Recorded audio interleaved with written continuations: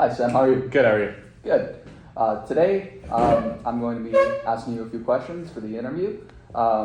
If you have any questions for me at the end, feel free to ask. But I'm just going to get started with the first question. Awesome. So, why did you apply to this position within our organization, and what do you know about us? Yeah, so I applied to this organization because it's always something I saw people do when I was younger, and it was always something I thought would be interesting, so I decided to go to school for it and pursue it long term.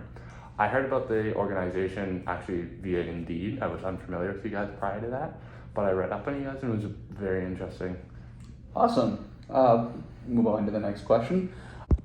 All right, Sam, we'll move on to the next question. So tell me about a time you were unsuccessful or felt disappointed in yourself. Be a little specific. Okay. What were the circumstances? What happened? And if you could do it over again, what would you do differently? Yeah, a time I was personally a little disappointed in myself, I felt unsuccessful, was probably through school. School is obviously very hard. You know, you put a lot of work and time into it, a lot of sleepless late nights trying to study, trying to do the best you can, and at the end of the day, you get through and you move on. All right, that's good.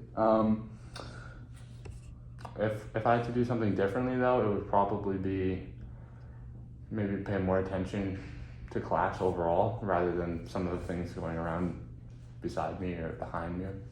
All right, nice. All right, we'll go.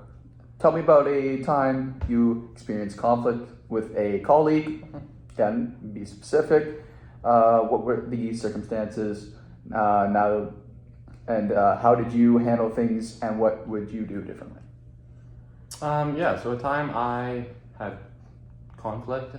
I worked back in North Bay at the hospital in the food service department, and you know, there's a lot of, some people are not always happy, so some people try to take that out on you. And with conflict, I always just try to resolve it one of two ways. Just have a simple conversation, regroup, and then move on.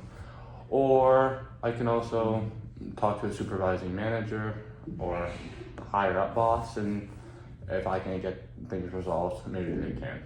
Nice. All right. So tell me about your proudest accomplishment.